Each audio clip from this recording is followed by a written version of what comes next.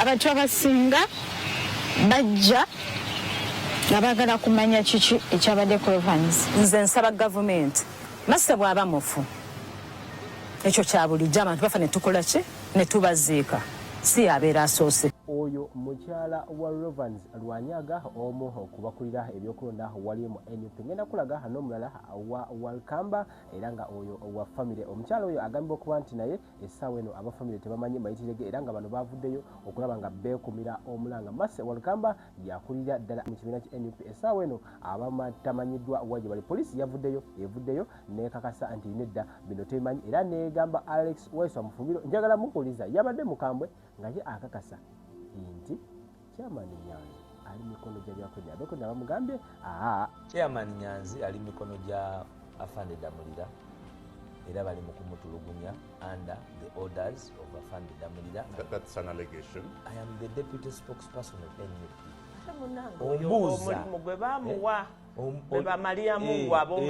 Maria Mungu w'omulembe guno bamuyita Damulira. Wampise kwogera byange ebibyo jja byogera olw'eggulu. Kakati Chairman Nyanzi njalagambe ensi nti ali mu kutulugunyizibwa era ali bubi nnyo era mumusabire kubanga naye ayinza okuba nga bajja kutuwa mulambo. Chairman Nyanzi musajja mukulu ali mu myaka egisoba mu 5 ayina endwadde ez'ekikulu ezimuluma. Of course ayina family ye ebyo sijja kubigenda mu buli omu aba akimanyi naye ali mu kutulugunyizibwa abantu betusasula omusolo omusaala okutukuuma n'ebintu byaffe. Afande Damulira But Damulira has not admitted so. He does not need to admit. Mukujja baadmit nze bawambye Nyanzi nga ndi naye abamuwambye babadde bakifeesi abamututte bamututte kuliko ne Lidika ey'ekitaala ate bw'oba tomanya Afande Damulira kyakola mulimu ne H4DF operational money zaalina eyamuwambye zabadde ne number plate bwe bazi cross checking number plate ziriyo mu revenue. Emmotoka ze zimu zibadde ewa Honorable Nyeeko nga zidawuna ekiro kyonna. Ewa Nyanzi olwaliro wenjogerera abamagye bagenze ne bagenda eyo nga bwe bakola bali mu kwonoona ba neighborhood yonna. So kye twogerako tukimanyi. Kugambye ali under torture. Why? What's the cause? Talina musango ate musango ki? Ensonga ya Chairman Nyanzi bana ab'ebyokwerinda muleke kutusiriwaza. Chairman Nyanzi alina Afande Damulira. Chairman Nyanzi ali mu kutulugunyizibwa ebitagambika torture, human torture.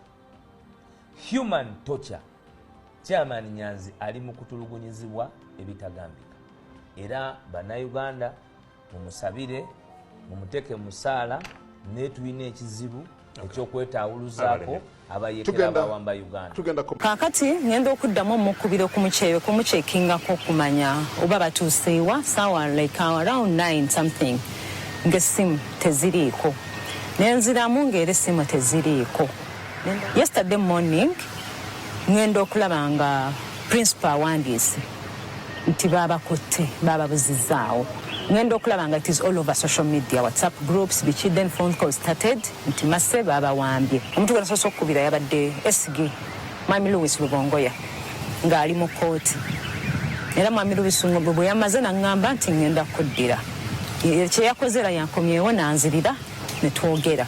Nze nsaba gavumenti Masse bw'aba mufu ekyo kya bulijjo abantu bafa ne tukola ki ne tubaziika si yabeera asoose batulaga omulambo gwa Masse ffe kye tusinga okwagala.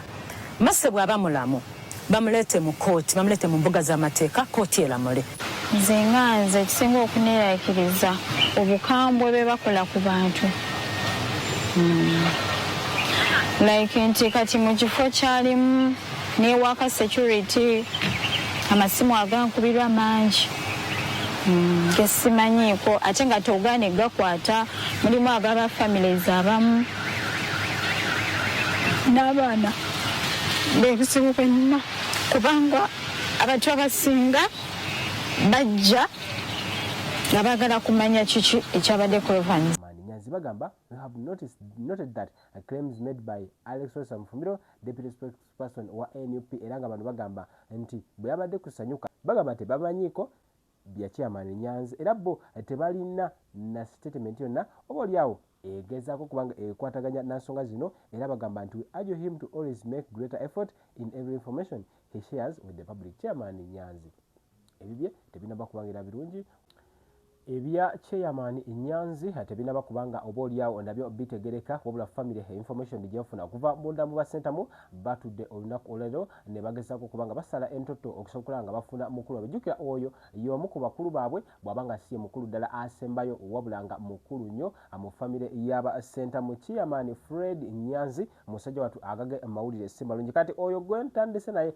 before Chairman Nyanzi oyo naye wa family ya Mase wa Lukamba era ng'agamba nti bo omuntu wabwe bamwagala come what may kyonna kyonna ate obuliawo ekivaayo baagala kubanga baagala muntu we kati bubwen awasinzidde ku mukutu gwe ogwa X n'agenda maaso n'akola post eno nga ye balina interview gye bakoze nga baba ekibiina ki NUP ku motoka eyavuze abantu baabwe bubwen agamba bwati mu bigambo bye tusobola okusomera awo wamu agamba unknown to these criminals, the vehicle in which our election manager was traveling when they were abducted from PG had a tracker. Bubwen agamba nti emmotoka abantu baabwe mwe bawambiddwa yabaddemu ka tracker oba yaddemu ekitrackinga. Agamba nti emmotoka eno yatrackingiddwa mpaka ku kasozi k'Embuya era nga eno ye wali CMI Tocha Chambers. Okusinziira ku Bubwen wali ku mukutu gwa X agamba nti emmotoka eyo yapakinzaawo era agamba nti our comrades who have been detained there have been tortured. Era agamba nti abantu baabwe ababaddeko eyo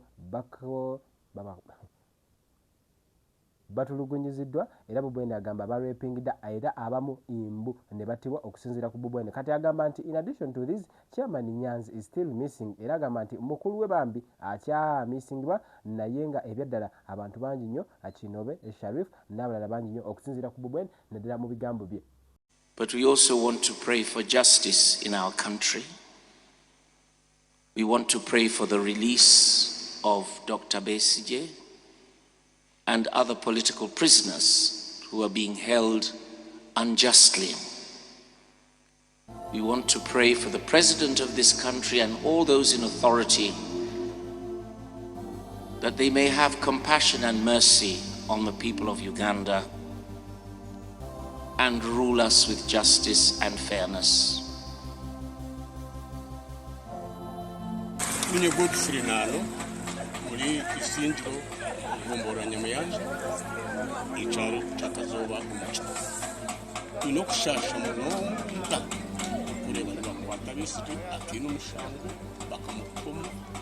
Mugeni nyinzire itwe abantu abakwenda bese bwo mu kibumbi nyine ngo twesharinga kandi yabata muri kuye amagaraganje yo bari munonga mzee